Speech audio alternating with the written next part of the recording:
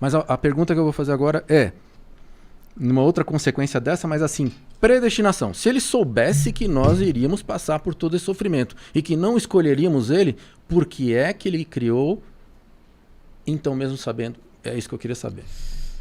Aqui eu vou entrar num problema, eu vou ser bem franco com vocês. Existe um modelo de pensamento na teologia que é o modelo chamado teísmo aberto. O teísmo aberto ensina que Deus não sabe o futuro, que Deus não conhece o futuro porque é impossível conhecer algo que não existe. Eu não acredito nisso. Também não. Mas eu também não acredito na onisciência absoluta divina. O que é onisciência absoluta e onisciência relativa? A onisciência absoluta é uma onisciência que efetivamente Deus sabe todas as decisões de todos os seres humanos e sabe quem vai salvar e vai se perder. Ele pode ter escolhido não saber, por exemplo. Exatamente. Então assim, só que aí existe um problema sério para a gente construir esse pensamento. Imagine que Deus ele seria plenamente onisciente, com onisciência absoluta, e outra característica de Deus é a sua inerrância, porque Deus não pode errar. Não erra. E se Deus viu, por exemplo, o Gui salvo, existe algo que possa fazer com que você se perca? Se Deus viu que essa xícara, esse copo vai cair, existe a possibilidade que ele não caia? Ou Deus teria previsto que ele não caía, ou Deus teria errado. Né? Então o que Deus prevê é causativo. Não porque ele ativamente diga, não, vai ter que acontecer assim, mas é porque ele não pode errar. E se ele errar em saber que você se salvou ou se perdeu, ele necessariamente deixaria de ser Deus. Isso é uma forma do paradoxo de Epicuro, né? Sim. É uma forma do paradoxo não é paradoxo de Epicuro, mas parecido. De fato, então, o que Deus sabe? E a minha visão, e não é somente minha, é a visão de Zygmunt Schwantz, de outros teólogos adventistas do passado e de outros teólogos cristãos também, John Stott e outros teólogos também. E isso preserva a liberdade humana. Deus sabe quais são suas decisões individuais? Não sabe. E por que Deus não sabe? Porque ele não tem o poder de saber? Não. Aí vem a frase que você disse. Porque ele escolheu não saber. Então é assim, imagine que nós estamos diante de um grande labirinto, com várias portas diante de nós. Deus olha por cima e porque ele está olhando por cima, ele sabe exatamente o que vai acontecer se você tomar qualquer um daqueles caminhos. Entrar pela porta 1, pela porta 2, pela porta 3, pela 5, pela 10, por qualquer um, ele sabe tudo o que vai te acontecer. Agora ele sabe qual é que você vai escolher? Ele diz, olha, espera um minuto. Quando você vai escolher, ele te diz, olha, porta 1 pode acontecer isso, tal. Agora ele vai dizer, no momento que você vai escolher, ele diz, espera um pouco, e ele fecha os seus olhos. Ele fecha os olhos e você escolheu. Como uma forma de respeito. De absoluto respeito pela liberdade individual.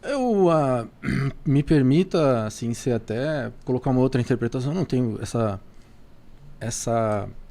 esse naipe aí para poder estar colocando aqui o que eu acho acima do que você já estudou. Imagina. Mas aquela primeira lá que você falou que Deus é o próprio tempo, para mim já basta. Porque se eu vou ter uma eternidade para poder aprender as coisas de Deus e não vou terminar de saber, por que eu ia saber sobre isso logo agora, né? Pois é. Então, assim, se ele é o próprio tempo e se nesse momento ele preferiu ser assim, ou seja, ele como um grande matemático que pode saber todas as coisas e consegue... Toda a matéria está sujeita a ele, eu não preciso ficar preocupado com isso agora. Não tem. E para ele é muito simples, ele preserva, porque o ser humano está sempre preocupado, é a discussão entre arminianos e calvinistas. Deus, ao limite da liberdade humana, diante da presciência divina, etc. Para mim, isso de uma forma muito simples. Deus preserva a sua onisciência em ter o poder para saber, mas preserva o seu amor em ter a disposição para não saber. Então ele sabe quem vai salvar ou vai se perder.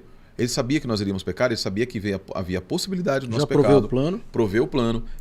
Por quê? Porque dependia de decisões individuais. Ele sabia que Adão e Eva iriam comer daquela fruta. Deus sabia que poderiam comer. Deus sabia que... Agora, sabendo que eles iriam comer, ele sabia o que iria acontecer com eles ali adiante. Deus sabia. Mas Deus sabia que eles iriam comer e determinado que eles iriam comer? Não, porque... Deus então não tem poder? Não, ele tem poder, inclusive para vetar a si mesmo. É o chamado paradoxo da pedra divina, né? Acho que Aristóteles falava disso, né? Será que Deus, ou Agostinho, se não me engano, não me recordo quem foi, mas assim, Deus é onipotente, então ele pode fazer uma pedra que ele mesmo não possa carregar? Exato. É um paradoxo, né? Para começar, esse paradoxo foi resolvido hoje, para mim, na minha opinião, porque quando você diz que ele é o próprio tempo e ele também não está nem sujeito a ele, nem o tempo está acima dele, para mim isso aí está num nível de compreensão que lá na eternidade, se ele quiser revelar para mim Ok, muito obrigado, Senhor, louvado seja Deus. O importante é estar lá, né? O importante é estar lá. E outra coisa também, não acredito que isso vai fazer alguma diferença no meu caminho ou na minha fé com ele. Com certeza. Louvado seja Deus. O mais importante então é saber que, independente da onisciência absoluta, a onisciência seletiva, Deus está trabalhando para que ele já trabalhou desde o passado, trabalha no presente e continuar trabalhando para que todos nós possamos estar salvos.